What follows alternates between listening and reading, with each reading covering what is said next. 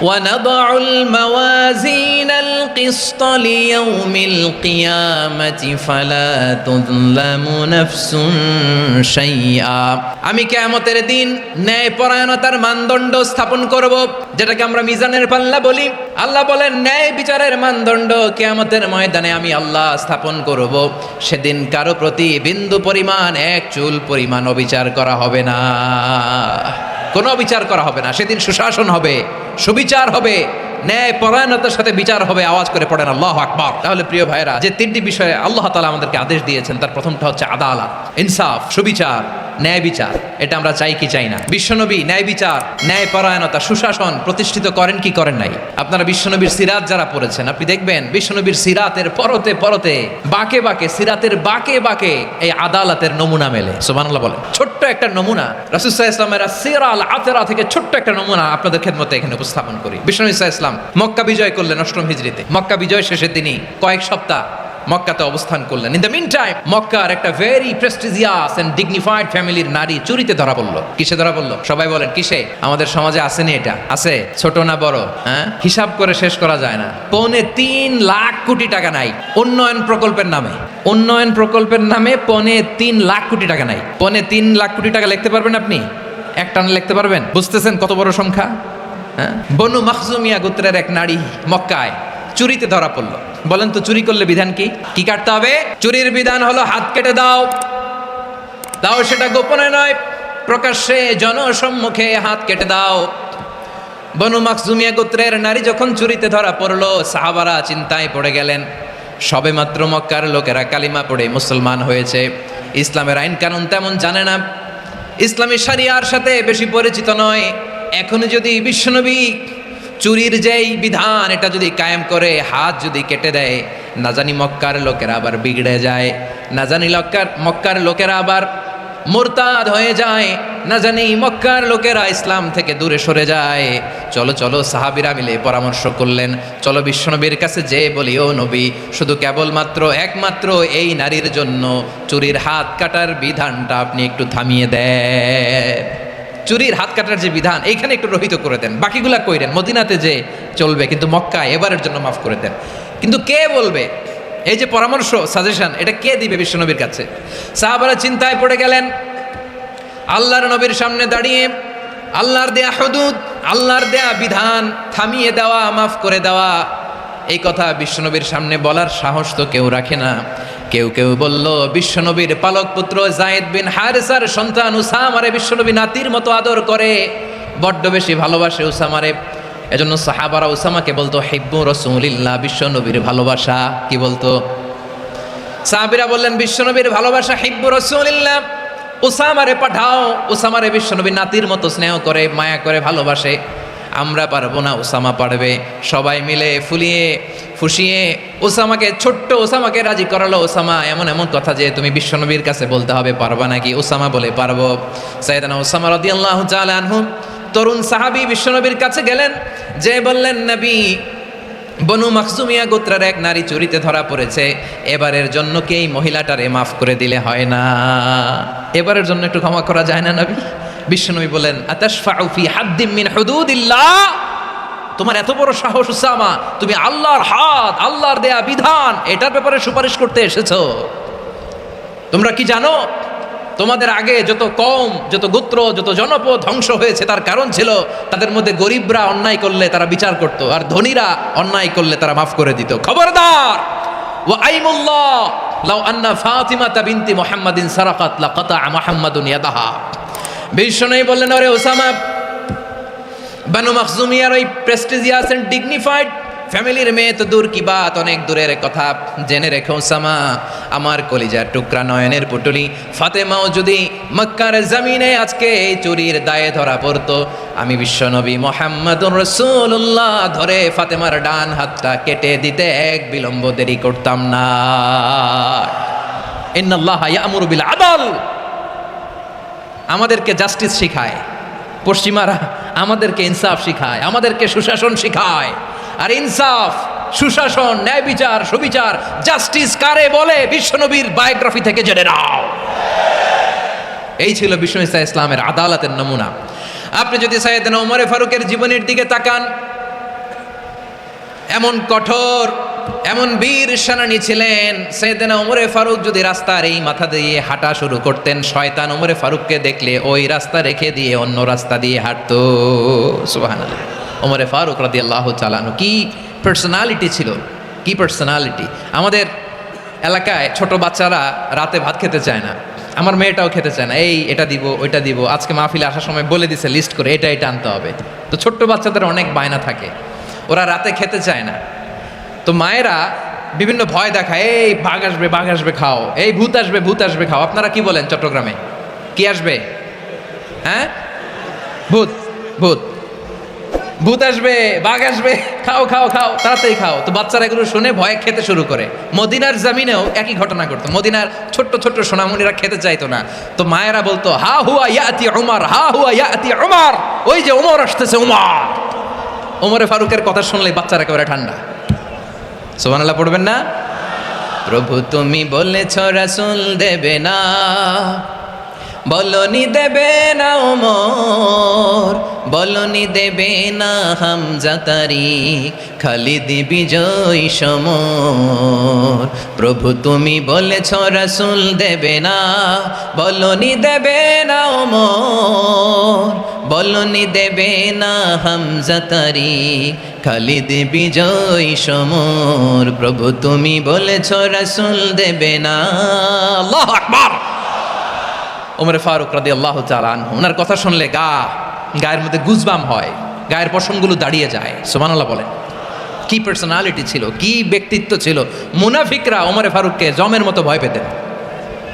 শয়তান, খুদ শয়তান এই রাস্তা দিয়ে আসলে শয়তান অন্য রাস্তা দিয়ে হাঁটতো। ওমরে ফারুক রাদিয়াল্লাহু তাআলা আনহুর জীবনে যদি দেখেন, তাহলে সেখানে আপনি আদালতের, ইনসাফের, সুশাসনের, জাস্টিসের নমুনা দেখতে পাবেন। কয়টা শুনবেন?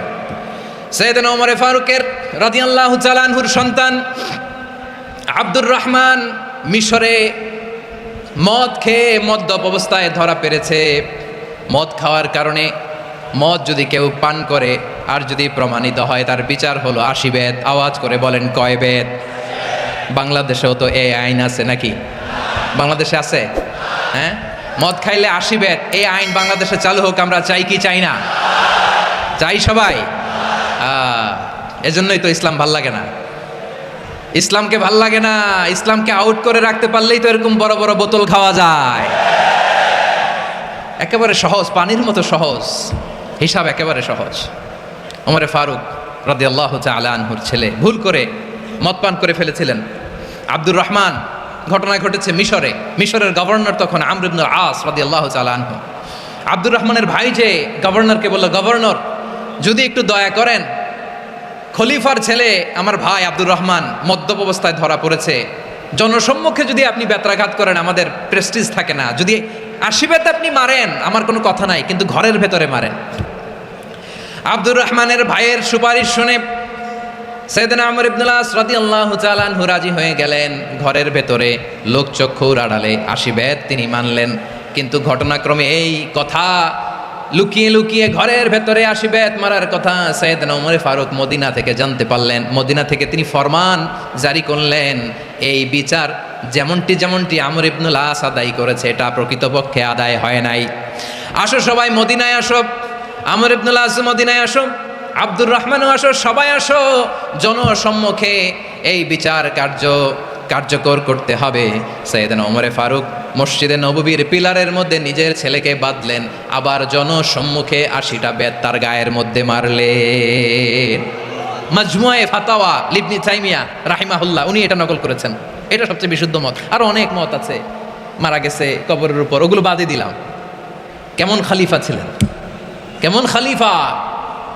পশ্চিমারা তোমরা জাস্টিস আমাদেরকে শেখাও, ইনসাফ কারে বলে সুশাসন আমাদেরকে তোমরা শিখাও। ওমরে ফারুক রাদিয়াল্লাহু তাআলা আনহু ওই বিচারকে তিনি ধর্তব্য মনে করেন নাই। মদিনাতে এনে আবার জনসম্মুখে আবার 80 বেত মেরেছেন। মিশরে ওমরে ফারুক রাদিয়াল্লাহু তাআলা আনহু আমর ইবনুল আসকে গভর্নর করে পাঠালেন। সেখানে আমর ইবনুল আসের ছেলে একটা প্রতিযোগিতায় রানার আপ হয়েছে। এক মিশরি সেখানে চ্যাম্পিয়ন হয়েছে। রানার আপ বুঝতে পেরেছেন তো? রানার আপ সেকেন্ড হয়েছে, এক মিশরি হয়েছে চ্যাম্পিয়ন প্রথম। কিন্তু গভর্নরের ছেলে ও জিততে পারে নাই, ও রাগে ওই মিশরীর গায়ের মধ্যে কয়েকটা লাঠি দিয়ে বাড়ি মেরেছে। মিশরী যে মদিনাতে ওমরে ফারুকের কাছে বিচার দিলেন, আপনার গভর্নরের ছেলে অন্যায়ভাবে আমার গায়ে হাত তুলেছে। সাইয়েদনা ওমরে ফারুক আবার ফরমান জারি করলেন, আসো মদিনাতে আসো। মিশরীকে ডাকলেন। ওই মিশরের গভর্নর আমর ইবনুল আস রাদিয়াল্লাহু তাআলা আনহুকে ডাকলেন, তার ছেলেকেও ডাকলেন, সবাই বসে রইল। আমর ইবনুল আস রাদিয়াল্লাহু তাআলা আনহু মাথা নিচু করে বসে আছেন, লজ্জায় কাচুমাচু। হায় হায়, আজকে আমার ছেলের কারণে আমিরুল মুমিনিন খলিফাতুল মুসলিমিন ওমরে ফারুকের কাছে আমি জনসম্মুখে লজ্জিত হচ্ছি। সাইয়েদনা ওমরে ফারুক বললেন, এই নাও লাঠি, গভর্নরের ছেলে তোমার মাথার মধ্যে যতগুলো বাড়ি মেরেছে, আজকে জনসম্মুখে তুমি অতগুলা বাড়ি মারো। মিশরী বলে, থাক, আপনি যে ডেকে আনছেন সবার সামনে এটা বলছেন, এতেই আমি খুশি। আল্লাহু আকবার। আপনার মহানুভবতা দেখে আমি খুশি, আর অপমানের দরকার নাই। ওমরে ফারুক বলে, না, খবরদার, এই কথা মিশরী তুমি বলো না, মারো, যতগুলা বাড়ি মেরেছে মারো। বাধ্য হয়ে মিশরী আমর ইবনুল আসের সামনে ওনার কলিজার টুকরা সন্তানের মাথার মধ্যে বাড়ি মারতে আরম্ভ করলেন। ঠিক যতগুলা বাড়ি গভর্নরের ছেলে আমর ইবনুল আসের ছেলে মিশরীর গায়ে মেরেছিল, মাথায় মেরেছিল, মিশরী গুনে গুনে ততটা মারলেন। এই দৃশ্য দেখে ওমরে ফারুক রেগে মেগে আগুন, রাগের চোটে রাগ সামলাতে না পেরে, আর নিজেকে সামলাতে না পেরে মিশরীরে বললেন, ছেলেরে মারা শেষ হয়ে গেলে এবার বাবার টাক মাথার মধ্যে কয়েকটা বাড়ি মার। রাগের চোটে, আউট অফ অ্যাঙ্গার, রাগের চোটে, যে আমার পাঠানো গভর্নর আমর ইবনুল আস তার ছেলেকে কেন আদব তারবিয়া কেন শিক্ষা দিতে পারে না। ছেলেরে মারা হইলে এবার আমর ইবনুল আসের মাথার মধ্যে দুইটা মারো। এটা রাগে বলেছেন, এটা শাস্তি হিসেবে না। সুবহানাল্লাহ পড়ে। তোমরা আমাদেরকে সুশাসন শিখাও, আমাদেরকে সুশাসন শিখাও। বিশ্বনবী বলেন, আদল এটা যেন বিষয় না, এটা দিয়েই মানবিক সমাজ গড়তে হবে। আল্লাহ তাআলা কিয়ামতের কঠিন ময়দানে, যেদিন স্বামী স্ত্রীকে চিনবে না, স্ত্রী স্বামীকে দেখে পালিয়ে যাবে, বন্ধু বন্ধুরে চিনবে না, পীর সাহেব মুরিদরে চিনবে না, মুরিদ পীর সাহেবরে চিনবে না, দলের কর্মী তার নেতারে চিনবে না, নেতা তার কর্মীরে চিনবে না, বন্ধু বন্ধুরে দেখে পালাবে। এই কঠিন মুহূর্তে সূর্যটা মাথার কাছে চলে আসবে, জমিনটা তামার জমিন হবে, আজকের জমিনের মতো নয়। মানুষ ঘর্মাক্ত, ক্লান্ত, শ্রান্ত মাথার মগজগুলো কানের ছিদ্র আর নাকের ছিদ্র দিয়ে বেয়ে বেয়ে পড়বে। বিশ্বনবী ফরমান, কিয়ামতের ওই কঠিন ময়দানে 7 শ্রেণীর ব্যক্তিকে রব্বুল আলামিন তার আরশের নিচে ছায়া দিবেন। তার মধ্যে প্রথম শ্রেণীর ব্যক্তি হলো ইমামুন আদিল। ইমামুন আদিল, ন্যায়পরায়ণ শাসক, যে ইনসাফের সাথে বিচার করে, যে জাস্টিস সমাজে সার্ভ করে, যে সুশাসন নিশ্চিত করে, ওই ইমামুন আদিল। আদিল শব্দটা বুঝছেন না? ইন্নাল্লাহা ইয়া'মুরু বিল আদ, পাইছেন? আদিল।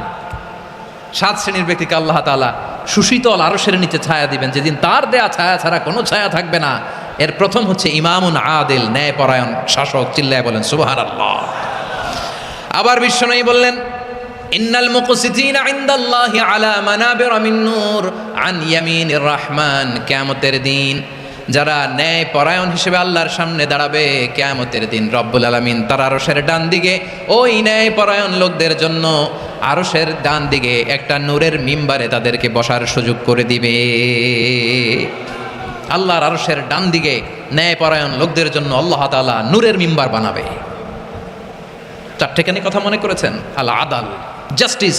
ইন্নাল্লাহা ইয়া'মুরু বিল আদল। আল্লাহ তাআলা এই আদালতের নির্দেশনা দেয়, সুবিচার, সুশাসন। প্রিয় ভাইয়েরা, এটা আমরা বাংলাদেশে চাই কি চাই না? এই যে অরাজকতা, এই যে অন্যায়, এই যে জুলুম, এই যে ইনকনসিস্টেন্সি, সমাজের অসঙ্গতি, এর প্রধান কারণ জাস্টিস নাই, সুবিচার নাই, সুশাসন নাই। শেষবারের মতো আওয়াজ করে বলেন তো, আমরা বাংলাদেশে আদল চাই কি চাই না? তাহলে প্রথম নির্দেশনা শেষ। আল্লাহ তাআলা তোমাদেরকে আদলের আদেশ দেন। এরপরে আল্লাহ বললেন, আমি তোমাদেরকে ইহসানের আদেশ দেই।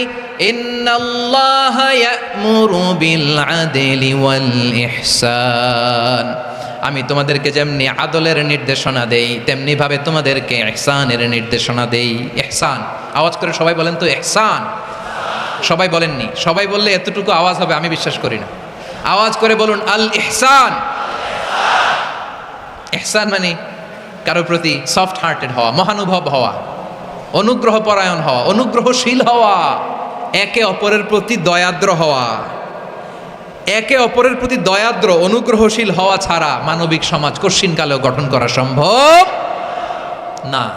প্রিয় ভাইয়েরা, সুন্দর আচরণ দিয়ে, ইহসান দিয়ে যা জয় করা যায়, নরম আচরণ দিয়ে যেটা অর্জন করা যায়, কঠোরতা দিয়ে সেটা পারা যায় না।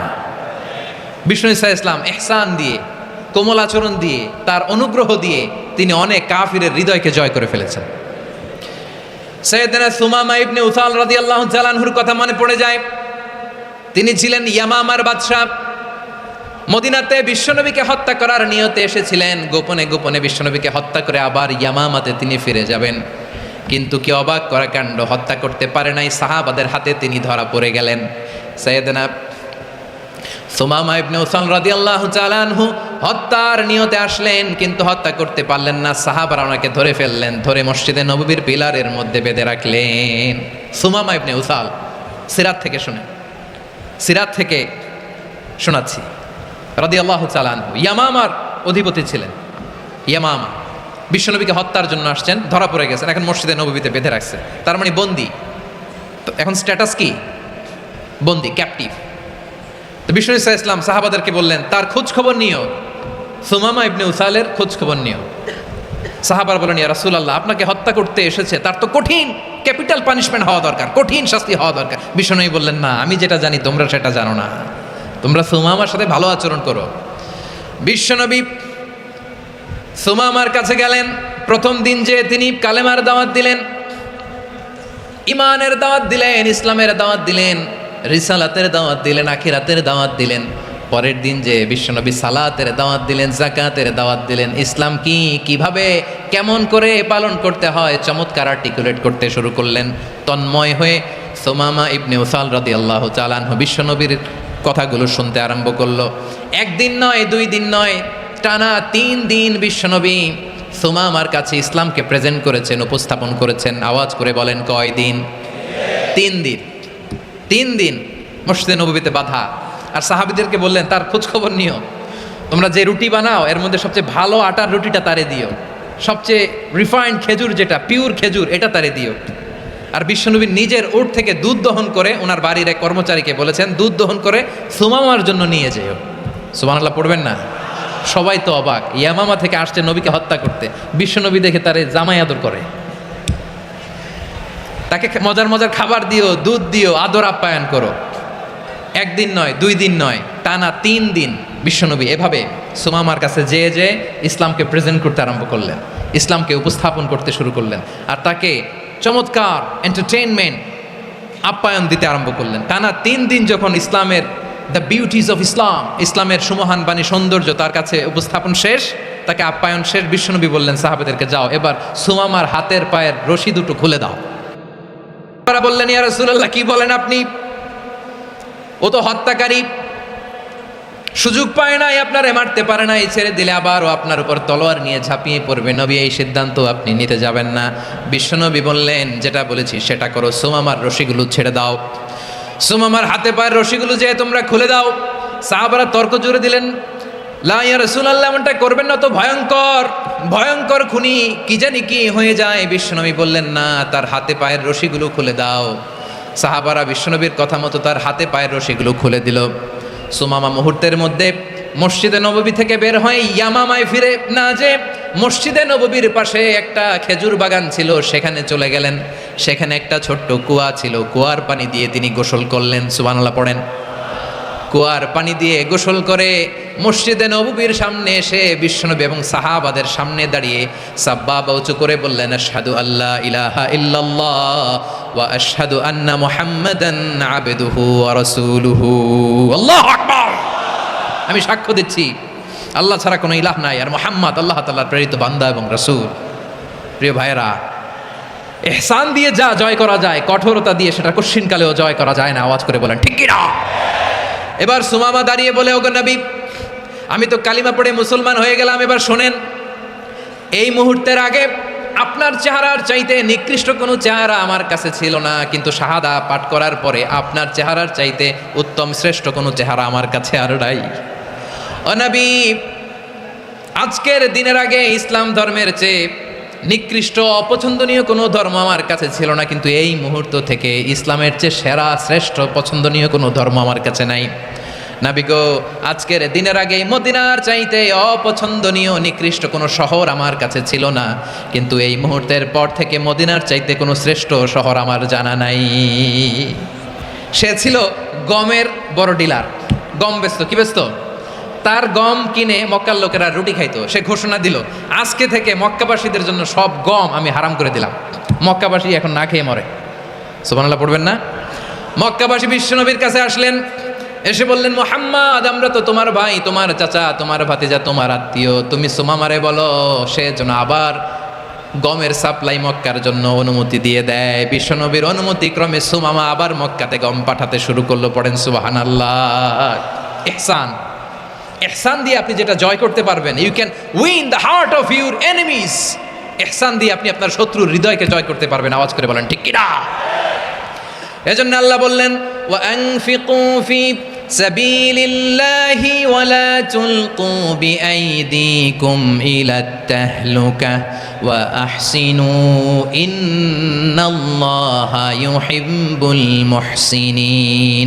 তোমরা আল্লাহর রাস্তায় দান করবে আর নিজেরা নিজেদেরকে ধ্বংসের হাতে ঠেলে দিও না। তোমরা একে অপরের প্রতি ইহসান করবে, কারণ ইহসানকারীদেরকে আল্লাহ বড্ড ভালোবাসেন। সুবহানাল্লাহ পড়েন। আবার সূরা রহমান আল্লাহ বললেন, হাল জাযাউল ইহসানি ইল্লাল ইহসান ফাবিআইয়ি আলা, সবাই পড়েন, ফাবিআইয়ি আলাই রাব্বিকুমা তুকাযযিবান। ইহসানের প্রতিদান হিসেবে ইহসানই হয়। বিশ্বনবী সুমামার প্রতি যেমন ইহসান করেছেন, সুমামাও ঠিক তেমন ইহসান ফিরিয়ে দিয়েছে। ঠিক কিনা বলেন? তাহলে এক নম্বরে হচ্ছে আদ, ন্যায় বিচার। দুই নম্বরে সবাই বলেন ইহসান, সদাচরণ। ইহসান দুই ধরনের প্রিয় ভাইরা, ইহসান ফিল ইবাদা, ইহসান ফিল মুআমালা। ইহসান ফিল ইবাদা হচ্ছে একাগ্র অনুভবে ইবাদতে ডুব দেওয়া, এর নাম ইবাদতের ইহসান। সুবহানাল্লাহ পড়ে। বিশ্বনবী বলেন ইহসান মানে কি জানো নাকি? হাদিসে জিবরিলে সাইয়েদনা জিবরিল আলাইহিস সালাম বিশ্বনবীকে বললেন, আখবিরনি আনিল ইহসান। নবী আমাদেরকে বলেন ইহসান মানে কি? বিশ্বনবী বললেন, আনতা আবুদাল্লাহা কাআন্নাকা তারাহু ফাইন লাম তাকুন তারাহু ফাইন্নাহু ইয়ারাক। ইহসান মানে হলো এমন ভাবে তুমি আল্লাহর সামনে নিজেকে উজাড় করে ইবাদত করবে, তুমি ভাববে তুমি আল্লাহকে দেখতে পাচ্ছ। আর এটা যদি ভাবা তোমার জন্য কঠিন হয়ে যায়, অন্তত এতটুকু তুমি ভাববা যে আল্লাহ তোমাকে দেখতে পাচ্ছেন। ঠিক কিনা বলেন? ও আমার বীর চট্টলার ভাইয়েরা, কেউ যেটা দেখে না সেটা দেখে কে? এই বিশ্বাস হৃদয়ের মধ্যে আছে? নামাজে যখন দাঁড়ান এই ফিলিংসটা আনা যাবে? হ্যাঁ, এশার সালাত তো এখনো হয় নাই না? আলোচনা শেষে এশার সালাত এখানে অনুষ্ঠিত হবে, তাই না? আচ্ছা বলুন তো, আমরা এশার সালাত পর্যন্ত বেঁচে থাকবো, এই গ্যারান্টি আছে কার কার? হাত তোলেন।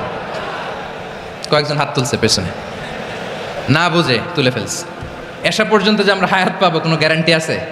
সবাই আওয়াজ করে বলেন, গ্যারান্টি আছে? গ্যারান্টি নাই। এই জন্য বিষ্ণু ইসলাম বলেছে, এমনভাবে নামাজে দাঁড়াও, ইবাদত করো, মনে করো হতে পারে এটাই আমার জীবনের শেষ নামাজ। Perform the Salah as if this is your last and final prayer. এমনভাবে সালাতে দাঁড়াও, ভাবো হতে পারে এটাই তোমার জীবনের শেষ নামাজ। এমনভাবে নামাজে দাঁড়াও, ভাবো এটাই শেষ নামাজ। তাহলে নামাজে একাগ্রতা বাড়ায় দিবে কে? ফলে ইবাদতের ইহসান আমাদের অর্জিত হবে। আর মুআমালাতে ইহসান হলো, বিশ্বনবী বলেন, ইন্নাল্লাহা তাবারাকা ওয়া তাআলা কাতাবাল ইহসানা আলা কুল্লি শাই ফাইদা কাতালতুম ফাআহসিনুল কিতলা ওয়া ইযা যাবাহতুম ফাআহসিনুয যাবহা ওয়ালিয়ুহিদ্দা আহাদুকুম শাফরাতাহু ওয়ালিয়ুরিহ যাবিহাতাহু। ইহসান দুই ধরনের। আওয়াজ করে বলতে হবে, কয় ধরনের? সবাই বলুন আওয়াজ করে, কয় ধরনের? একটা হচ্ছে ইহসান ফিল ইবাদা, ইবাদতে ইহসান। ইবাদতে ইহসান কি? একাগ্র অনুভব দিয়ে ইবাদত করা, মন প্রাণ দিয়ে ইবাদত করা। আর মুআমালাতে ইহসান কি? সব কাজে, দৈনন্দিন কাজে, কর্মে, সামাজিক অ্যাক্টিভিটিতে কোমলতা প্রদর্শন করা, অনুগ্রহের সাথে সবকিছু করা। আল্লাহ তাআলা ইন্নাল্লাহা তাবারাকা ওয়া তাআলা কাতাবাল ইহসানা আলা কুল্লি শাই, তিনি সব কিছুর ব্যাপারে ইহসানকে আবশ্যক করেছেন, সব কিছুতে। মুমিনের সব কাজে ইহসানের পরশ থাকবে। ওয়া ইযা কাতালতুম ফাহসিনুল কিতলা, বিশ্বনবী বলেন তুমি যখন কাউকে হত্যা করো ইহসানের সাথে করো। সুবহানাল্লাহ পড়বেন না? যখন হত্যা করো তখনও ইহসানের সাথে। আচ্ছা হত্যা করবো, আবার ইহসান আসবে করতে করে তো মেরেই ফেলবো আমি। আল্লাহ, ও ভাই, একজন খুন করেছে, খুনি, রাষ্ট্রীয় আইনে তার শাস্তি হয়েছে ডেথ পেনাল্টি, মৃত্যুদণ্ড। এখন মৃত্যুদণ্ড দেখে আপনি যেমনি মন চায় তেমনি মারবেন লোকটারে? ওর নাক কেটে ফেলতে পারবেন? ওর কান কাটতে পারবেন? ওর চোখ উপড়ে ফেলতে পারবেন আপনি? যেমন মন চায় তার অঙ্গহানি করা যাবে না। ইহসানের সাথে তাকে হত্যা করো। সুবহানাল্লাহ, this is Islam, this is the true essence of Islam. ওয়াইদা যাবাহতুম ফাহসিনুয যাবহা, যখন জবাই করবে তখনও ইহসানের সাথে জবাই করো। করব জবাই, ওইখানেও নাকি ইহসান। আচ্ছা, কুরবানির দিন আমরা পশুগুলোরে কি করি বলেন? সবাই আওয়াজ করে জবাই। জবাই মানে তো এটার মেরেই ফেলতেছি, একটু পরে তো টুকরো টুকরো করে গোশতগুলো খাবো, এটা তো খাবো, এটা তো মেরেই ফেলবে। বিষ্ণু বলে না, জবাইয়ের মধ্যেও মুমিনের জবের ভেতরেও ইহসানের পরশ থাকা চাই। যখন জবাই করবে প্রাণীটাকে হাত পা টাইট করে বেঁধে নাও, ছুরিটাকে শার্পেন করে নাও, ধারালো করে নাও, যাতে অল্প সময়ে জবাইটা হয়ে যায়, প্রাণীটা যাতে কম কষ্ট পায়। সুবহানাল্লাহ পড়েন। দিস ইজ কল্ড ইহসান। ইহসান, আল্লাহ তাআলা যেমনি আদলের আদেশ করেছেন, ন্যায় বিচার, জাস্টিস এনশিওর করতে বলেছেন, সমাজে ইহসানের ব্যবহার, ইহসানের অনুশীলন তিনি করতে বলেছেন। এজন্য মুমিনের প্রতিটি কাজে, আমার চট্টগ্রামের ভাইরা আমার দিকে তাকান, খেয়াল করে শুনুন, মুমিন জীবনের প্রতিটি কাজে ইহসানের পরশ থাকা চাই। আমরা যেন আমাদের পরিবারের প্রতি ইহসান করি, আমরা যেন আমাদের কর্মচারীদের প্রতি ইহসান করি, আমরা যেন আমাদের কলিগদের প্রতি ইহসান করি, আমরা যেন আমাদের ভাইদের প্রতি ইহসান করি। মুমিন জীবনের প্রতি কাজে ইহসানের পরশ থাকার দরকার আছে না নাই? কথা বুঝতে পেরেছেন? তাহলে আল্লাহ তাআলার তিনটা আদেশ ছিল, কয়টা গেল? ভুলে গেছে, ভুলে গেছে চট্টগ্রাম।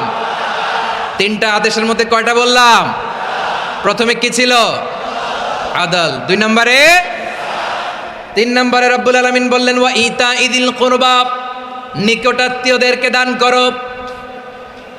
নিকটাত্মীয়দেরকে দাও, যারা তোমাদের ব্লাড কানেকশনের আত্মীয় তাদেরকে তোমরা দাও। এখানে জেনারেলি বললেন দাও, কি দিব সেটা তিনি এখানে বলেন নাই, সেটা তিনি সূরাতুল ইসরার মধ্যে বলেছেন। আল্লাহ বলেন ওয়া আতিদাল কুরবা হাক্কা, নিকটাত্মীয়দেরকে তাদের অধিকার, তাদের প্রাপ্য তোমরা বুঝিয়ে দাও। দেখেন, একটা শান্তির সমাজ, একটা সমৃদ্ধ সমাজ, একটা মানবিক সমাজ গঠনের জন্য আল্লাহ তাআলা বেশি না, মাত্র 3টা অর্ডার, 3টা ভার্ডিক্ট তিনি জারি করেছেন। 1 নাম্বার সুশাসন, ন্যায় বিচার। 2 নাম্বার ইহসান। 3 নাম্বার নিকটাত্মীয়, যারা কাছের, তোমার ভেরি ক্লোজ রিলেশনশিপে আছে, তাদেরকে দাও। দাও, দিলে বাড়িয়ে দেয় কে? অনেকে দিতে চায় না, কৃপণতা করে। দিলে বাড়ায় দেয় কে? ও মিয়া, মদিনার মধ্যে সবচাইতে গরিব সাহাবী ছিল বেলাল রাদিয়াল্লাহু তাআলা আনহু। ওনার এন্টায়ার অ্যাসেট, সম্পদের পরিমাণ কতদূর জানেন? একটা লুঙ্গি। বেলাল রাদিয়াল্লাহু তাআলা আনহু, ওনার টোটাল ওয়েলথের এস্টিমেশন হচ্ছে মাত্র একটা লুঙ্গি। একটা লুঙ্গি, টোটাল ওয়েলথ এস্টিমেশন, টোটাল সম্পদের পরিমাণ বেলাল রাদিয়াল্লাহু তাআলা আনহুর কি ছিল? কথা বোঝে নাই বোধহয়, কি ছিল? ওই বেলাল রাদিয়াল্লাহু তাআলা আনহুকে বিষ্ণু ইসলাম বলেছেন আনফিক ইয়া বেলাল, ও বেলাল তুমিও দাও। ওয়ালা তাখশা মিন যিল আরশি ইখলালা, আরশের অধিপতির তো কোনো ঘাটতি নাই, তুমি দিলে ওই আল্লাহ তোমারে বাড়ায় দিবে। এজন্য আমার প্রিয় ভাইয়েরা, দিলে কমে না, দিলে বাড়ে। অনেকে ধরে রাখে, নতুন কিছু নিতে পারে না, হাত দিয়ে যেটা ধরে রেখেছেন এটা দিয়ে দেন, বড় একটা ধরার সুযোগ পাবেন। জোরে বলেন ঠিক কিনা? ধরেন 5 কেজি ওজনের একটা ধরে রাখছেন, এখন 10, এটা না ছাড়লে 10 কেজি ধরতে পারবেন আপনি? আচ্ছা, 10 কেজির জিনিস একটা আছে হাতে, ওইটা যদি ছেড়ে দেন তাহলেই না 15 কেজি ধরতে পারবেন। কথা বলেন ঠিক কিনা? তাহলে দিলে বাড়িয়ে দেয় কে?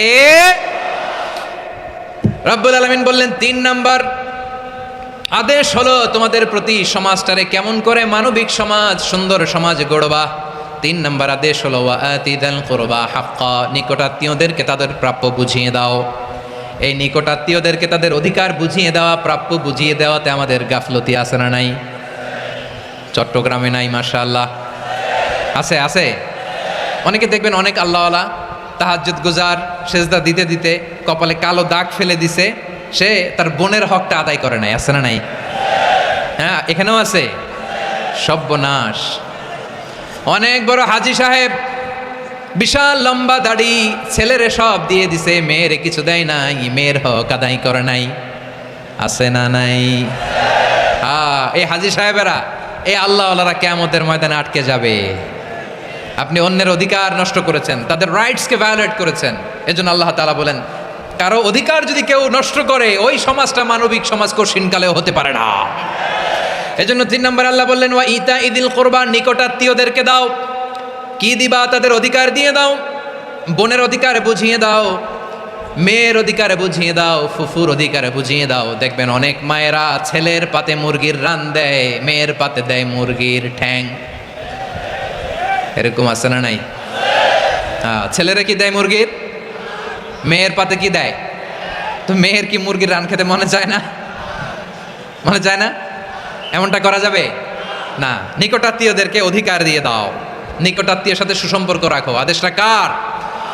এজন্য প্রিয় ভাইয়েরা, জীবনে যদি বারাকা অর্জন করতে চান, নিকটাত্মীয়দের সাথে সুসম্পর্ক রাখতে হবে, তাদের জন্য উপহার পাঠাতে হবে। বিশ্বনবী বলেন লা ইয়াদখুলুল জান্নাতা কাতে, যে ব্যক্তি আত্মীয়তার সম্পর্ককে ছিন্ন করে দেয়, সে কশিনকালেও আল্লাহর জান্নাতে ঢুকবে না। আপনি কি এটারে সহজ হাদিস মনে করছেন? এটা সহজ কথা? আপনি ভাবছেন আপনার নামাজ আপনার বাঁচাতে পারবে, আপনার রোজা বাঁচাতে পারবে, আপনার তাহাজ্জুদ আপনারে বাঁচাতে পারবে? অধিকার নষ্ট করলে কিছুই আপনারে বাঁচাতে পারবে না। এজন্য নিকট আত্মীয়দেরকে দিতে হবে বেশি বেশি। বিশ্বনবী বলেন ইন্না সাদাকাতা আলাল মিসকিনি সাদাকা ওয়া আলা যির রাহিমি ইসনাতান সাদাকাতুন ওয়া সিলা। মিসকিনরে দান করলে শুধু দানের সওয়াব হয়, নিকট আত্মীয়কে দান করলে দুইটার সওয়াব হয়, সাদাকার সওয়াব হয়, আবার আত্মীয়তার বন্ধন অটুট রাখার সওয়াব হয়ে যায়। আবার বিশ্বনবী বললেন মান সাররাহু আইয়ুবসাত লাহু ফি রিজকিহি ওয়া ইউনসা লাহু ফি আসারিহি ফালইয়াসিল রাহিমা। যে ব্যক্তি তার রিজিকের প্রশস্ততা চায় আর হায়াতে বরকত চায়, সে যেন তার আত্মীয়ের সাথে সুসম্পর্ক রাখে। আমার প্রিয় চট্টলার ভাইয়েরা, আমাদের রিজিক বাড়ুক, এটা আমরা চাই কি চাই না? সবাই চান? হ্যাঁ, আমাদের রিজিকে প্রশস্ততা আসুক, চাই কি চাই না? আমাদের হায়াতে বরকত আসুক, আমরা চাই কি চাই না? এই দুইটা যদি চান, তাহলে নিকটাত্মীয়দের সাথে সুসম্পর্ক রাখবেন, পারবেন? তাহলে সমাজটারে মানবিক সমাজ বানায় দিবে কে? 3টা আদেশ চলে গেল। কয়টা? আওয়াজ করে বলেন। 1 নম্বরে কি ছিল? 2 নম্বরে, 3 নম্বরে নিকটাত্মীয়দেরকে দান। আপনাদের কি আরো শোনার আগ্রহ আছে? আপনাদের মনোযোগ আছে না গেছে? কষ্ট হচ্ছে না? মাশাআল্লাহ, মাশাআল্লাহ। তাকবীর পড়ো, লিল্লাহি তাকবীর।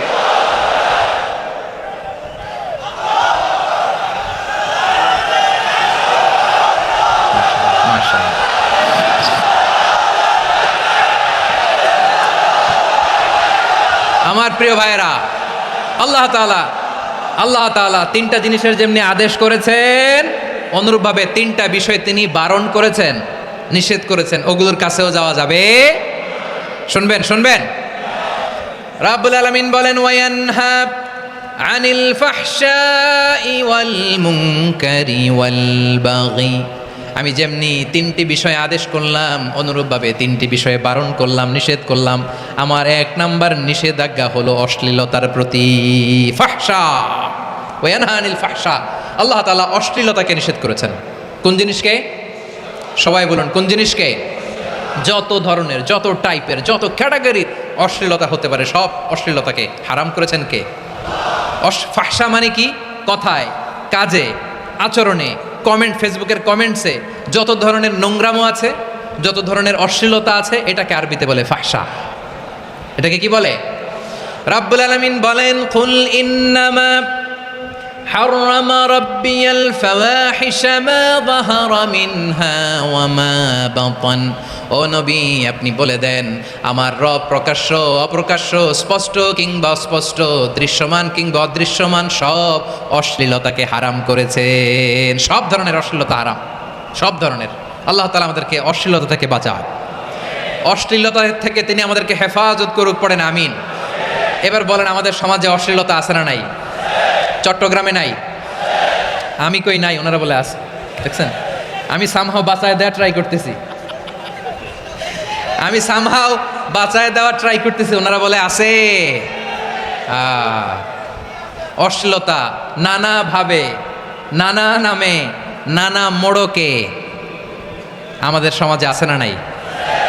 সংস্কৃতির নামে, ফ্যাশনের নামে, বিনোদনের নামে, উপন্যাসের নামে, কনসার্টের নামে অশ্লীলতা আছে না নাই? আপনি দেখেছেন কনসার্টগুলোর অবস্থা?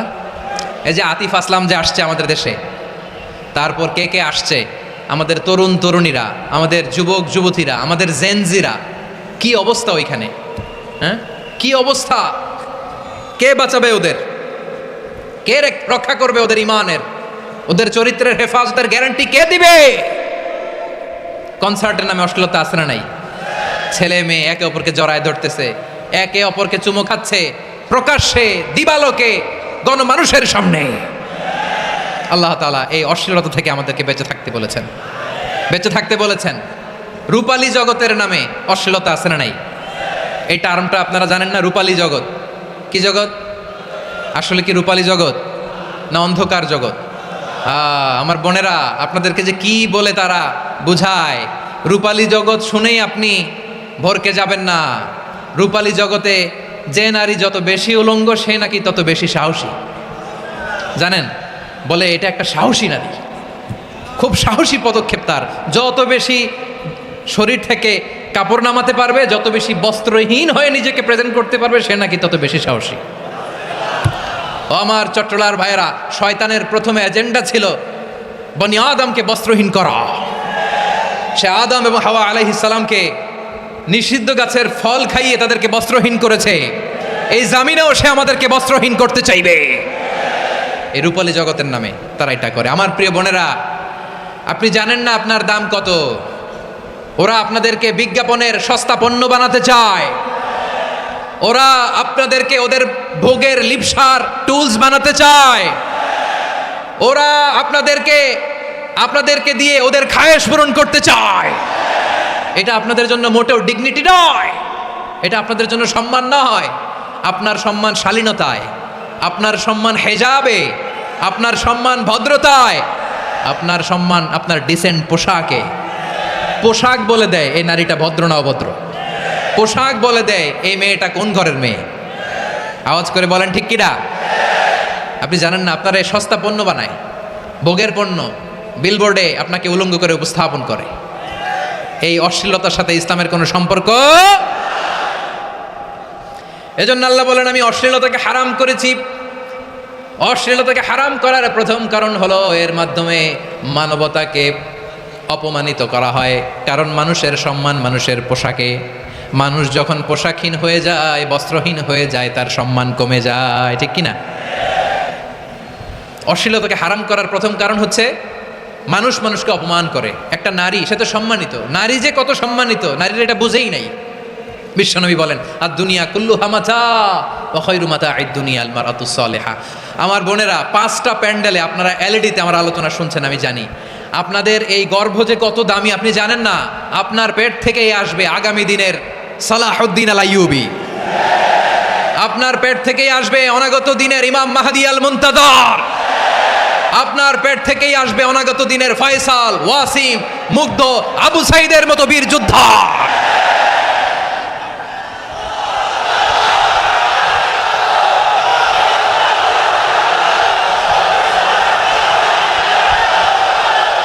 আমার প্রিয় বোনেরা, আমার প্রিয় বোনেরা, বিশ্বনবীর কথার ওজন খেয়াল করেন। আর দুনিয়া কুল্লুহা মাতা ওয়া খায়রু মাতা'আদ দুনিয়া আল মারআতুস সালিহা।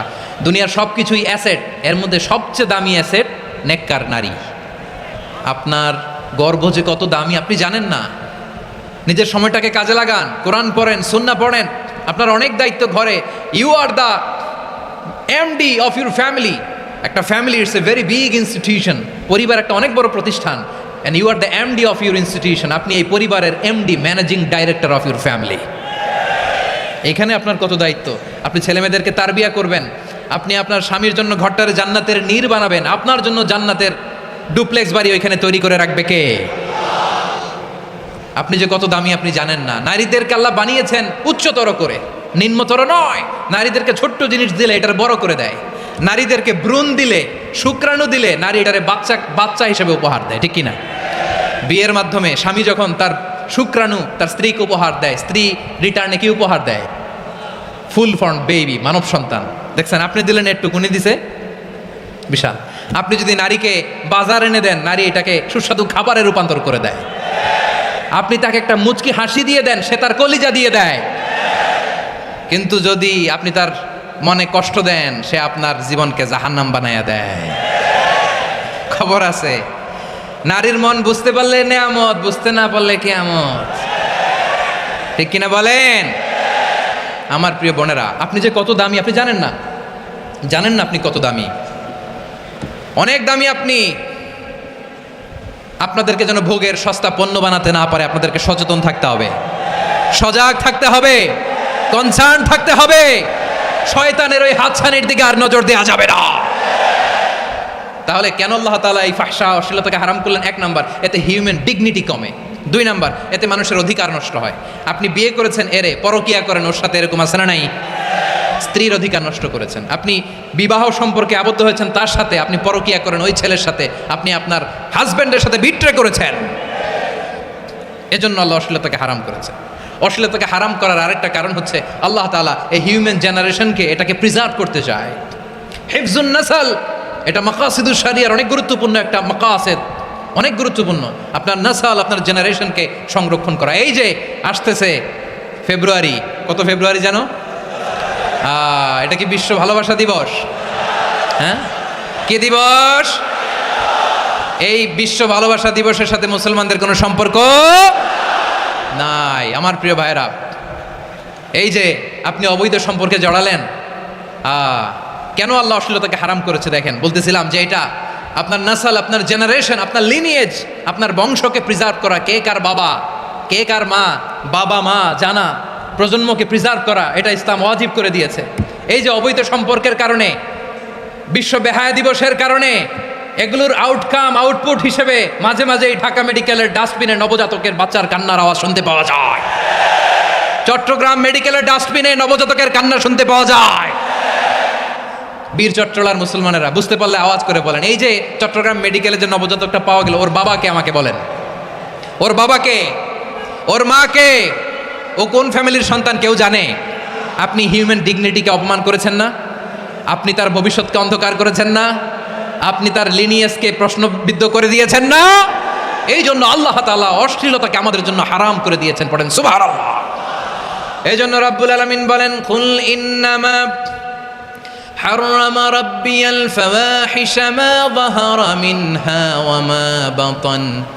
প্রকাশ্য অপ্রকাশ্য সব অশ্লীলতাকে হারাম ঘোষণা করে দিয়েছে কে? আবার দুনিয়ার বুকে যারা অশ্লীলতার প্রসার করে তাদের জন্য শাস্তি মজুদ রেখেছে কে?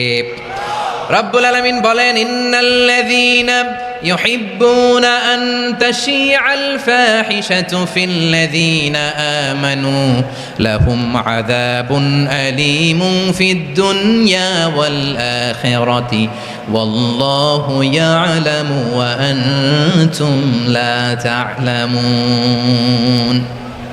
নিশ্চয়ই যারা বিশ্বাসীদের মাঝে অশ্লীলতার প্রচার প্রসার করতে চায় তাদের জন্য আমি মর্মন্তুদ শাস্তি প্রস্তুত করে রেখেছি, দুনিয়াতেও রেখেছি, আখিরাতেও রেখেছি। ঘোষণাটা কার? যারা এই নাটকের নামে, সিনেমার নামে, রূপালী জগতের নামে, মুভির নামে, ওটিটি প্ল্যাটফর্মের নামে আমার সমাজে অশ্লীলতা ছড়াতে চায়, তাদের জন্য কঠিন মর্মন্তুদ শাস্তি মজুদ রেখে দিয়েছে কে? ও আমার বোনেরা, এখনো আপনি জাগবেন না? এখনো আপনার চিন্তার দুয়ারে এখনো নাড়া পড়ে নাই? ওরা আপনাকে উলঙ্গ বানাতে চায়, ওরা আপনাকে আইটেম গার্ল বানাতে চায়। এজন্য ইসলাম অশ্লীলতাকে হারাম করেছে। হারাম। ইসলাম বলেছে যোজন যোজন দূরে থাকো, ওরা বলে না কাছে আসো, কাছে আসার গল্প, ক্লোজ আপ ওয়ান, কাছে আসার গল্প আছে না নাই? চট্টগ্রামে তো এগুলো নাই মাশাআল্লাহ। হ্যাঁ, এখানেও আছে ক্লোজ আপ ওয়ান, কাছে আসার গল্প। আল্লাহ বলেন, ওয়ালা তাকরাবুজ জিনা, কাছেও এসো না, জিনা থেকে যোজন যোজন কিলো দূরে থাকো, ওরা বলে কাছে আসার গল্প। আমার বীর চট্টলার ভাইয়েরা, কাছে আসতে হলে আমরা কোরআনের কাছে আসব, কাছে আসতে হলে নবীর কাছে আসব, কাছে আসার গল্প হবে আমার রবের কাছে আসার গল্প। চিল্লায় বলো ঠিক কি না?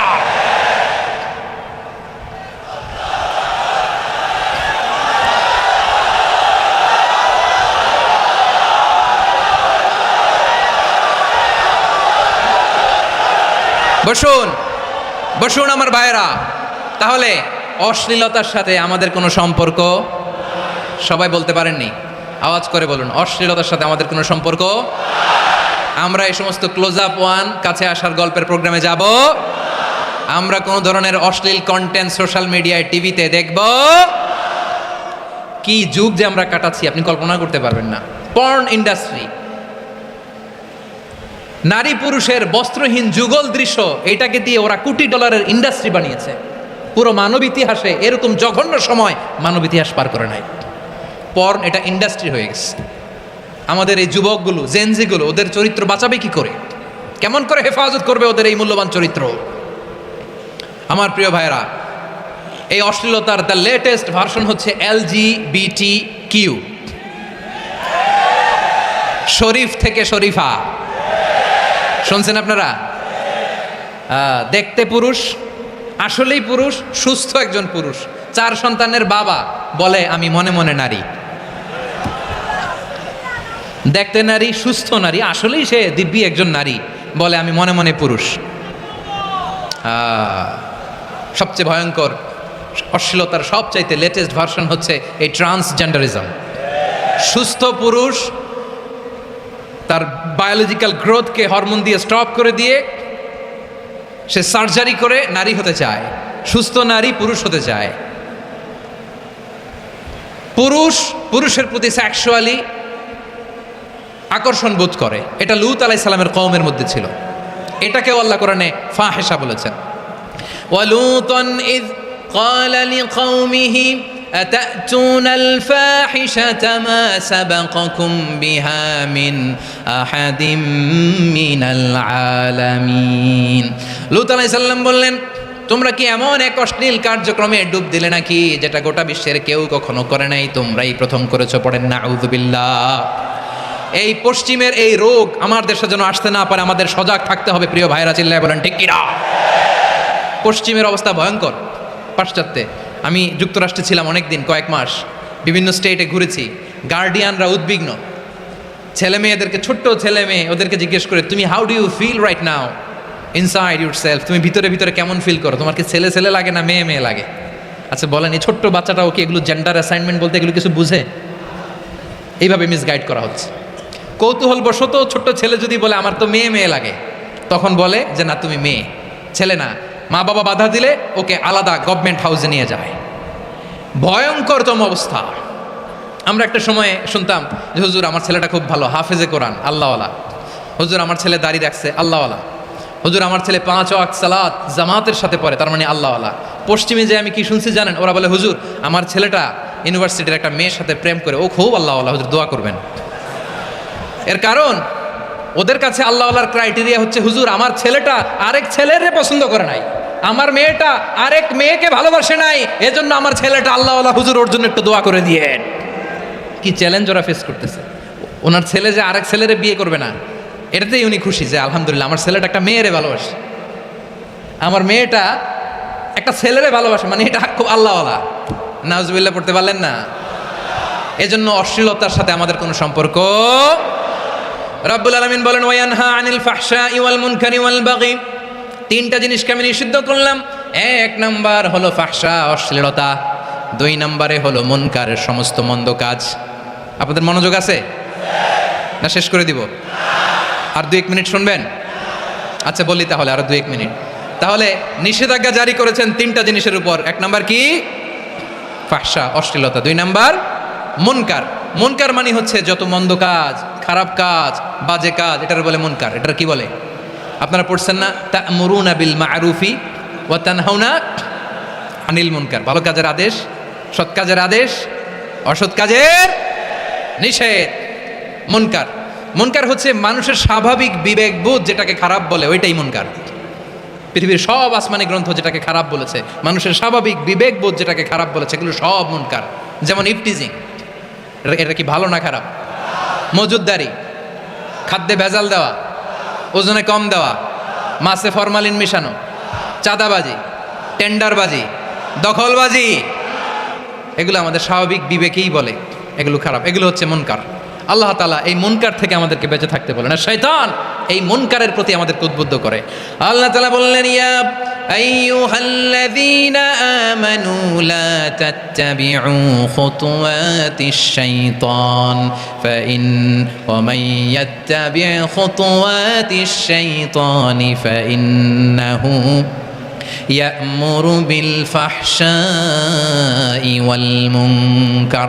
আল্লাহ বললেন, আমার গোলামেরা শোনো শোনো, ও আমার বিশ্বাসী বান্দারা খবরদার, তোমরা কশিনকালেও শয়তানের পদাঙ্ক অনুসরণ করবে না, কারণ শয়তান তোমাদেরকে অশ্লীলতা এবং মন্দ কাজের দিকে উদ্বুদ্ধ করে। আমাদের কাজ হচ্ছে শয়তান আমাদেরকে যেদিকে নিতে চায় আমরা তার উল্টা দিকে যাব, ঠিক কিনা বলে? শয়তান এই মন্দ কাজকে আমাদের কাছে বিউটিফাই করে চাকচিক্যময় করে আমাদের সামনে উপস্থাপন করে। এজন্য আল্লাহ বলেন মুনকারকে থামাতে হবে, মুনকার প্রতিরোধ করতে হবে। মুনকার প্রতিরোধের দায়িত্ব শুধু আমাদের নাকি? শুধু আপনার খতিব সাহেবের, ইমাম সাহেবের, নাকি মুসলিম উম্মার সবার? আওয়াজ করে বলুন, মুনকার অসৎ কাজ প্রতিরোধের দায়িত্ব কার? রাব্বুল আলামিন বলেন, কুনতুম খায়রা উম্মাতিন উখরিজাত লিন-নাসি তা'মুরুনা বিল মা'রুফি ওয়া তানহাউনা আনিল মুনকার। তোমাদেরকে শ্রেষ্ঠ জাতি করে জমিনের মধ্যে আবির্ভূত করা হয়েছে, যাতে করে তোমরা জমিনের ভেতরে সৎ কাজের আদেশ করতে পারো আর অসৎ কাজের নিষেধ করতে পারো। উম্মাহ কুনতুম খায়রা, তাহলে গোটা উম্মার দায়িত্ব, এটা বুঝতে পারছেন তো? আচ্ছা, আরো নিচে আসেন। এরপরে আল্লাহ বললেন, শুধু উম্মাহ না, এই জমিনের রাজত্ব আমি যাদের হাতে দেই, এই জমিনের মালিক আমি যাদেরকে বানিয়ে দেই, যাদেরকে আমি সরকারের দায়িত্ব দেই, তাদেরকেও মুনকার প্রতিরোধের দায়িত্ব দিয়েছে কে?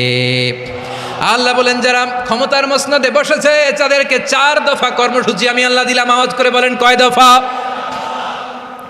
আল্লাহ বলেন, আল্লাযীনা ইম্মাক্কান্নাহুম ফিল আরদি আকামুস সালাতা ওয়া আতাউয যাকাতা ওয়া আমারু বিল মা'রুফি ওয়া নাহাউ আনিল মুনকার ওয়া লিল্লাহি আকিবাতুল উমুর। যারা এই জমিনের উত্তরাধিকার হয়েছে তারা 4 দফা কর্মসূচি নিয়ে সামনে আগাবা। সালাত কায়েম করবা, যাকাত আদায় করবা, সৎ কাজের আদেশ দিবা, অসৎ কাজ থেকে মুনকার প্রতিরোধ করবা। আদেশটা কার? আমার প্রিয় চট্টলার ভাইরা, পুরো উম্মার দায়িত্ব মুনকার প্রতিরোধ করা, সরকার প্রধানের দায়িত্ব মুনকার প্রতিরোধ করা। এরপর আল্লাহ বলেন, প্রতিটা ফ্যামিলির যিনি প্রধান সিইও বাবা, প্রত্যেক বাবারও দায়িত্ব এই মুনকার প্রতিরোধ করা। আওয়াজ করে বলেন ঠিক কিনা?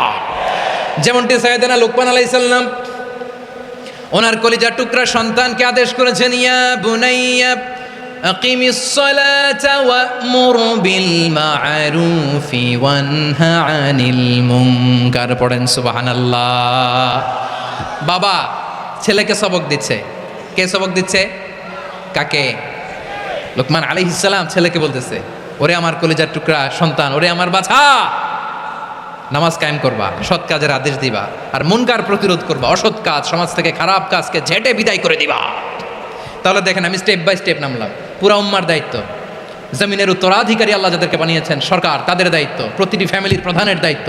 এরপরে বিশ্বনবী বলেন, সচেতন প্রতিটি মুসলিমের দায়িত্ব সমাজ থেকে মুনকারকে উৎখাত করা। বিশ্বনবী বলেছেন, মান রাআ মিনকুম মুনকারান ফালিয়ুগাইয়িরহু বিয়াদিহি فإن لم يستطع فبلسانه وإن لم يستطع فبقلبه وذلك أضعف الإيمان। সমাজে যে মুনকার দেখবে, খারাপ কাজ দেখবে, সে যেন হাত দিয়ে সেটাকে থামায়। কি দিয়ে? আপনাদের তো হাত নাই না? হাত আছে, হাত আছে। ওরা যেই হাত দিয়ে অন্যায় করে ওটা প্রতিরোধের জন্য আমাদেরও হাত আছে না নাই? থামাতে হবে, থামাতে হবে।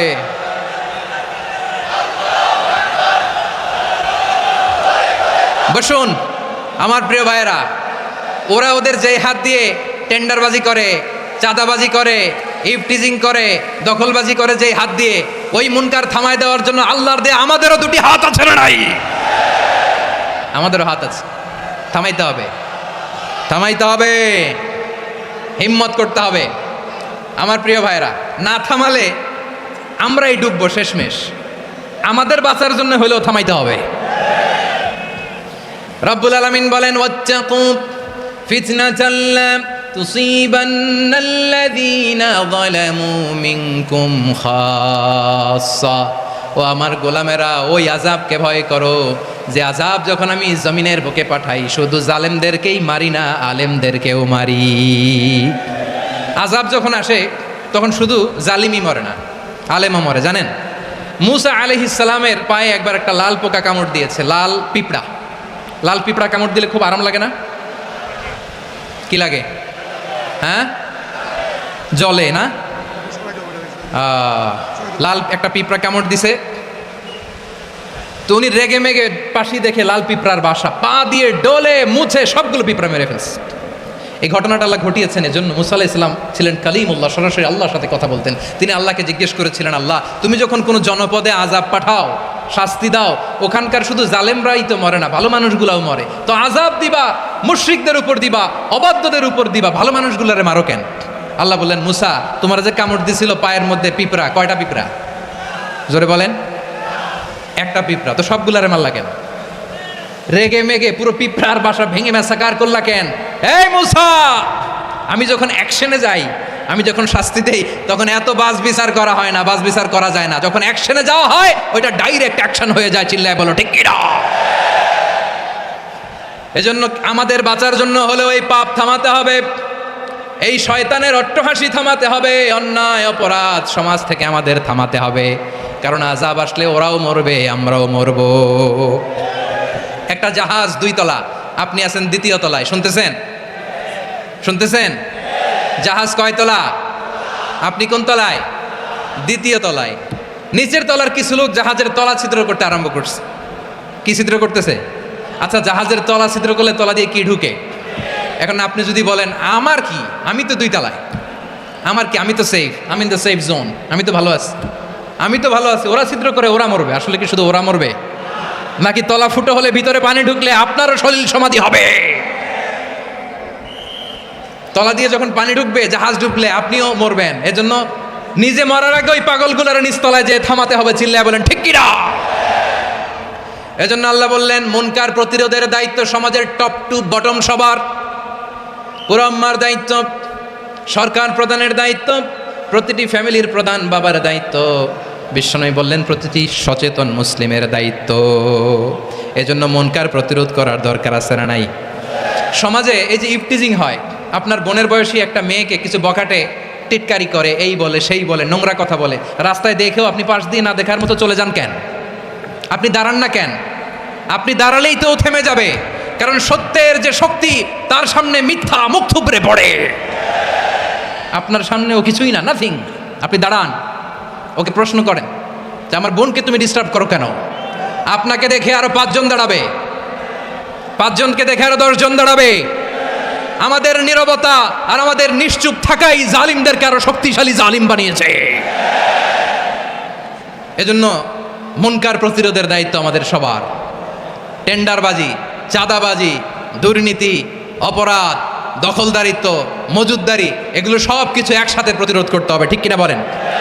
একটা মানবিক সমাজ যদি চাই, প্রতিরোধ করতে হবে। প্রিয় ভাইয়েরা, আল্লাহর শপথ নিয়ে বলি, এই নাসিহাতগুলো সবার জন্য, সব দলের জন্য, সব মতের মানুষের জন্য। আমরা কোনো দলের প্রতি মানুষকে ডাকি না, আমরা ডাকি ইসলামের দিকে। সব দলের, সব মতের, সব মানুষদেরকে আমরা আহ্বান জানাই, আসুন আমরা একটা সুন্দর সমাজ বিনির্মাণ করি। এই যে নতুন বাংলাদেশের এক সুযোগ এসেছে, আজ জীবনে হয়তো আসবে না, সামনের 100 বছর এই সময় আসবে না। আসুন দেশটাকে আমরা সাজাই, আসুন আমরা দুর্নীতি বন্ধ করি, আসুন আমরা চাঁদাবাজি বন্ধ করি, আসুন আমরা দখলদারিত্ব বন্ধ করি, আসুন আমরা এক দল আরেক দলকে নিশ্চিহ্ন করার যে রাজনীতি, এটা বন্ধ করি। সব দলের প্রতি আমার আহ্বান। আমি কিছুদিন আগে একটা নিউজ দেখলাম, ওই যে লন্ডনে বসে জনাব তারেক রহমান সাহেবকে আমি ধন্যবাদ দিতে চাই। উনি সংবাদ শোনা মাত্রই ওনার দলের অনেক চাঁদাবাজকে উনি বহিষ্কার করেছে। I do appreciate. প্রতিটি দলের এরকম ইনিশিয়েটিভ নেওয়ার দরকার আছে না নাই? যে কোনো দলে এই প্র্যাকটিসটা থাকার দরকার আছে না নাই? চাঁদাবাজদের সাথে আপনারা নিজেদেরকে মুক্ত ঘোষণা করবেন যে এরা আমার দলের কর্মী হতে পারে না। আমরা চাঁদাবাজ মুক্ত বাংলাদেশ চাই, জুলুম মুক্ত বাংলাদেশ চাই, ফ্যাসিজম মুক্ত বাংলাদেশ চাই, গুণ খুন খারাপি মুক্ত বাংলাদেশ চাই। আমরা নতুন ভোরের বাংলাদেশ চাই। ওই বাংলাদেশ পাওয়ার জন্য মুনকার প্রতিরোধে, অন্যায় প্রতিরোধে যদি বাঘের বাচ্চার মতো, আবু সাইদের মতো 2 হাত উঁচু করে বুককে টান টান করে প্রসারিত করে দাঁড়াতে হয়, রাজি আছো মুসলমান? কারা কারা রাজি? আল্লাহকে হাত দেখিয়ে প্রতিজ্ঞা করো।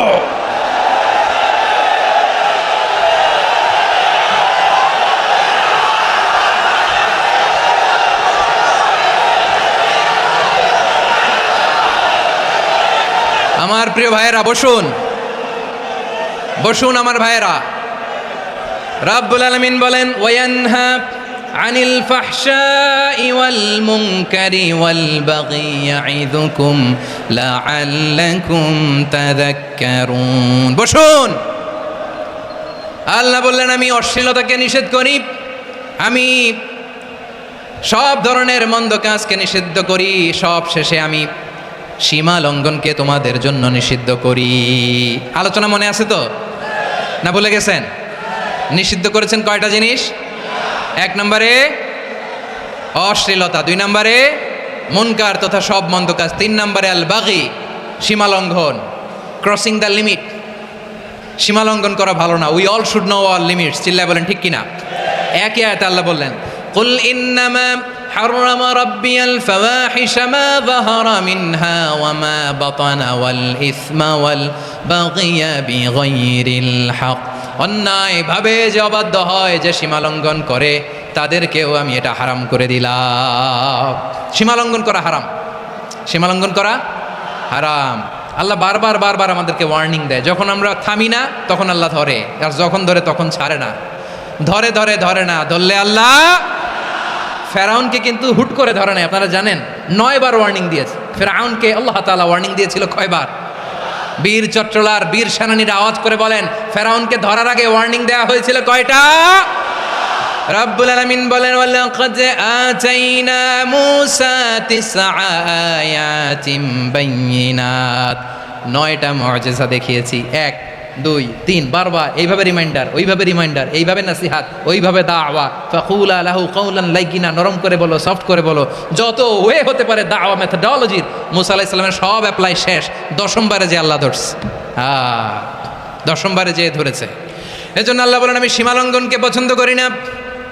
কোরআনের অন্য আয়াতে বাগীকে বলা হয়েছে আল ইতিদা। সীমালঙ্ঘন যারা করে তাদেরকে আল্লাহ বলেছেন মুতাদিন। وقاتلوا في سبيل الله الذين يقاتلونكم ولا تعتدوا إن الله لا يحب المعتدين। আমি সীমালঙ্ঘনকারীদেরকে কঠিনকালেও পছন্দ করি না। আমরা যেন সীমালঙ্ঘন না করি। রাজি আছেন তো? যে কোনো ক্ষেত্রে ইবাদতে যেন সীমালঙ্ঘন না করি। অনেকে আমরা ইবাদতে সীমালঙ্ঘন করে ফেলি। বিশ্বনবী সাল্লাল্লাহু আলাইহি ওয়াসাল্লাম যেটা শিখিয়েছেন এর বাইরে যে অতিরিক্ত বুজুর্গ হতে চায়, এরকম আছে না নাই? করা যাবে না, কোনো ক্ষেত্রেই সীমালঙ্ঘন করা যাবে, এমনকি যুদ্ধক্ষেত্রেও না। বিষ্ণু ইসলাম বলেন খবরদার যুদ্ধক্ষেত্রেও সীমালঙ্ঘন করো না। কি সুন্দর ইসলাম আমরা পেয়েছি। বিশ্বনবী বলেন খবরদার যুদ্ধের ময়দানে কোনো নারীর গায়ে হাত তোলো না, কোনো শিশুর গায়ে হাত তোলো না, কোনো গবাদি পশু হত্যা করো না, কোনো শস্যক্ষেত্র ধ্বংস করো না, ইবাদতরত অন্য ধর্মের কোনো সন্ন্যাসীর গায়ে হাত তোলো না। বলেন সুবহানাল্লাহ। তাহলে আমরা সীমালঙ্ঘন করতে পারবো? প্রিয় ভাইরা, একটা সুখী সমৃদ্ধ শান্তির সমাজ, মানবিক সমাজ যদি আমরা গঠন করতে চাই, আমাদের আল্লাহর দেয়া কয়টা আদেশ মানতে হবে বলেন দেখি? সবাই বলেন কয়টা? আর বেঁচে থাকতে হবে কয়টা জিনিস থেকে? আওয়াজ করে বলেন কয়টা? আচ্ছা, আদেশ নাম্বার 1 কি ছিল বলেন? আল্লাহর আদেশ কি? 1 নাম্বার আদাল, ন্যায়পরায়ণতা। আমরা সুবিচার, সুশাসন, ন্যায় বিচার চাই কি চাই না? 2 নম্বরে কি ছিল? মাশাআল্লাহ, আওয়াজ করে বলেন 2 নম্বরে কি ছিল? ইহসান। আমরা যেন সবার প্রতি দয়া পরবশ হই, ইহসান করি। 3 নম্বরে কি ছিল? নিকটাত্মীয়দের দান করা, তাদের অধিকার প্রাপ্য বুঝিয়ে দেওয়া। পাশাপাশি 3টা জিনিস থেকে আল্লাহ বারণ করেছেন, নিষেধ করেছেন। তার প্রথমটা ফাহশা, অশ্লীলতা। অশ্লীলতার সাথে আমাদের কোনো সম্পর্ক। আজকের এই ঐতিহাসিক চট্টগ্রামের প্যারেড ময়দান থেকে আমরা যত ধরনের মা তাহারা মিনহা মা বাতান, প্রকাশ্য অপ্রকাশ্য, দৃশ্যমান অদৃশ্যমান, সব অশ্লীলতা থেকে নিজেদেরকে মুক্ত ঘোষণা করলাম। অশ্লীলতাকে আমরা না বলে দিলাম। আওয়াজ করে সবাই বলুন নো। অশ্লীলতার সাথে আমাদের কোনো সম্পর্ক। 2 নম্বর নিষেধাজ্ঞা কি ছিল? আল মুনকার, সমাজের যত মন্দ কাজ এগুলোকে আমরা প্রতিরোধ করবো। রাজি আছেন তো সবাই? 3 নম্বরে আল বাগি, সীমালঙ্ঘন। কোনো মুসলিম সীমালঙ্ঘন করে না, এমনকি যুদ্ধক্ষেত্রেও না। আওয়াজ করে বলেন ঠিক কি না? রাব্বুল আলামিন শেষে বললেন ইয়াইদুকুম লাআল্লাকুম তাযাক্কারুন। আল্লাহ তোমাদেরকে উপদেশ দেন যাতে তোমরা শিক্ষা গ্রহণ করো। আমরা উপদেশ দেব, আমরা জোর করে কাউরে কিছু মানাতে চাই না। লা ইকরাহা ফিদ্দিন ওয়া যাক্কির ফাইন্না যিকরা তানফাউল মুমিনিন। উপদেশ দিলে এটা মুমিনদের কাজে দেয়। লাস্তা আলাইহিম বিমুসাইতির ইন্নামা আনতা মুযাক্কির। নবী হে, আপনি রিমাইন্ডার দাতা, আপনি উপদেশ দিবেন। আমরাও বিশ্বনবীর এই হাদিসগুলো থেকে, কোরআনের আয়াত থেকে রিমাইন্ডার, এই কথামালা বাণীবাহক হিসেবে এই বাণীগুলো আপনাদের সাথে কাছে পৌঁছে দিলাম। আমরা আল্লাহ তাআলার কাছে প্রার্থনা করি, আল্লাহ আমরা যেন আদল দিয়ে আমাদের সমাজকে গঠন করতে পারি, আল্লাহ আমরা যেন ইহসান করতে পারি, আমরা যেন নিকটাত্মীয়দের দান করতে পারি। আল্লাহ যত ধরনের অশ্লীলতা, অনাচার, মন্দ কাজ, সীমালঙ্ঘন, অবাধ্যতা থেকে যেন আমরা বেঁচে থাকতে পারি। আল্লাহ তাআলা আমাদের সবাইকে কথাগুলো বোঝার ও আমল করার তৌফিক দান করুক। হাযা মা ইনদি ওয়াল ইলমু ইনদাল্লাহ আলাইহি তাওয়াক্কালতু ওয়া ইলাইহি উনীব।